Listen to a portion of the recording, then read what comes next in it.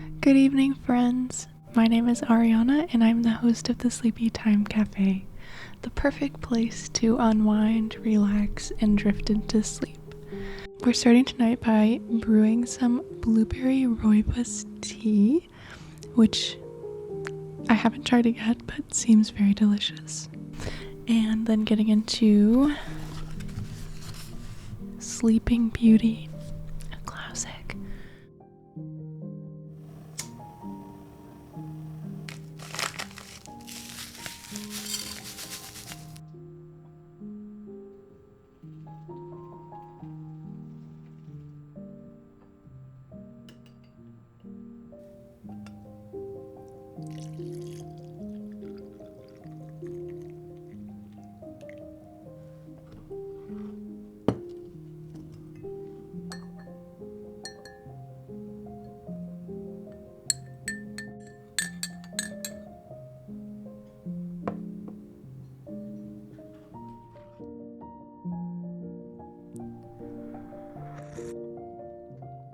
Oh my gosh, this is the best thing I've ever tasted in my life. Oh my gosh. I know this is a sleep podcast, so I can't be too excited, but that tea, that was genuinely amazing. That was mind-blowing. My life has changed forever. Okay. So now that we're relaxed, we have our nice cup of tea, we're going to get into the reading, and I encourage you to get something comfy on, get into a place where you feel safe and where you can relax your body completely, and then just listen to the sound of my voice. There's nothing more that you need to do right now other than be here doing nothing. It sounds so counterproductive, but we get so caught up in what doing nothing is supposed to look like. It's so hard for us to actually do nothing. But our minds are a crazy place, and you can't expect yourself to just shut off. So that's why we have this little sleep story, to try to get those gears motoring down a little bit, and we'll get into it now. Sleeping Beauty, a grim fairy tale, also known as Briar Rose. A long time ago, there lived a king and a queen who said every day, "If only we had a child." But for a long time, they had none. It happened once as the queen was bathing that a frog crept out of the water onto the land and said to her, "Your wish shall be fulfilled. Before a year has passed, you shall bring a daughter into the world." The frog's words came true.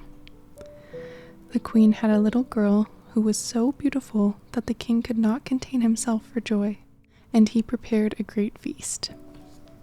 He invited his relatives, friends, and acquaintances, and also the fairies, in order that they might be favorably and kindly disposed towards the child.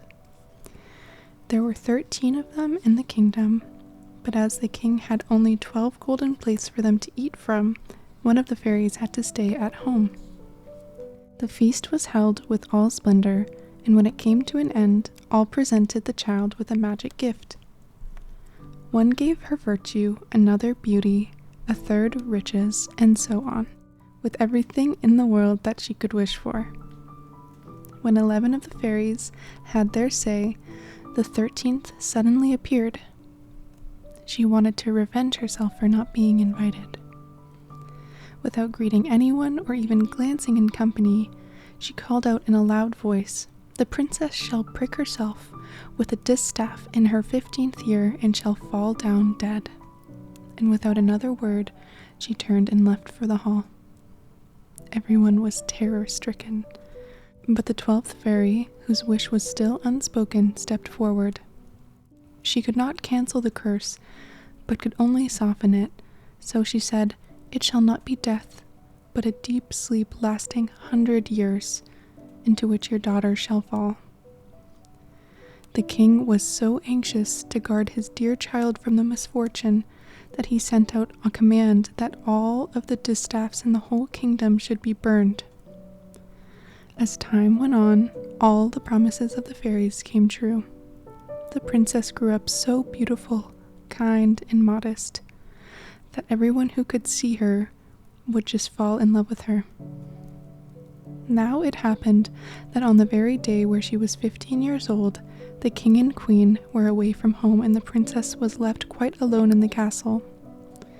She wandered about over the whole place, looking at the rooms and halls as she pleased, and at last she came to an old tower. She ascended a narrow winding staircase and reached a little door. A rusty key was sticking in the lock, and when she turned it, the door flew open. In a little room sat an old woman with a spindle, spinning her flax busily. "Good day, Granny," said the princess. "What are you doing?" "I am spinning," said the old woman, and nodded her head. "What is the thing that whirls around so merrily?" asked the princess, and she took the spindle and tried to spin too. But she had scarcely touched it before the curse was fulfilled, and she pricked her finger with the spindle. The instant she felt the prick, she fell upon the bed which was standing near, and lay still in a deep sleep which spread over the whole castle. The king and queen, who had just come home and had stepped into the hall, went to sleep, and all of their courtiers with them. The horses went to sleep in the stable, the dogs in the yard, the doves on the roof, the flies on the wall. Yes, even the fire flickering on the hearth grew still and went to sleep. And the roast meat stopped crackling. The cook, who was pulling the scullion's hair because he had made some mistake, let him go and went to sleep. The wind dropped, and on the trees in the front of the castle not a leaf stirred. But round the castle a hedge of briar roses began to grow up. Every year it grew higher, till at last it surrounded the whole castle so that nothing could be seen of it, not even the flags on the roof. But there was a legend in the land about a lovely sleeping briar rose, as the king's daughter was called. And from time to time princes came and tried to force a way through the hedge into the castle. They found it impossible, for the thorns, as though they had hands, held them fast, and the princes remained caught in them without being able to free themselves. After many, many years, a prince came again to the country and heard an old man tell of the castle which stood behind the briar hedge. It was a most beautiful maiden called Briar Rose, had been asleep for the last 100 years. And with her the king, the queen, and all their courtiers. He knew also from his grandfather that many princes had already come and sought to pierce through the briar hedge, and had remained caught in it. Then the young prince said, "I am not afraid. I am determined to go and look upon the lovely Briar Rose." The good old man did all in his power to dissuade him, but the prince would not listen to his words. Now, however, the 100 years were just ended, and the day had come when Briar was to wake up again. When the prince approached the briar hedge, it was in blossom, and was covered in beautiful large flowers, which made way for him of their own accord and let him pass unharmed, and then closed up again into a hedge behind him. In the courtyard he saw the horses and the brindled hounds lying asleep. On the roof sat the doves with their heads under their wings, and when he went into the house, the flies were asleep on the walls, and near the throne lay the king and the queen. In the kitchen was the cook with his hands raised as though about to strike the scullion, and the maid who sat in the black fowl on her lap, which she had about to pluck. He went on farther, and all was so still that he could hear his own breathing. At last he reached the tower, and opened the door into the little room where Briar Rose was asleep. There she lay, looking so beautiful that he could not take his eyes off of her. He bent down and gave her a kiss. As he touched her, Briar Rose opened her eyes and looked lovingly at him. Then they went down together, and the king woke up, and the queen, and all the courtiers and looked at each other with astonished eyes. The horses in the stable stood up and shook themselves. The hounds leaped and wagged their tails. The doves on the roof lifted their head from under their wings, looked around, and flew into the fields. The flies on the wall began to crawl again.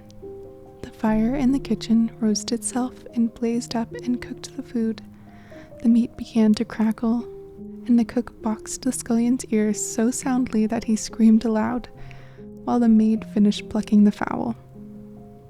Then the wedding of the prince and Briar Rose was celebrated with all splendor, and they all lived happily ever after.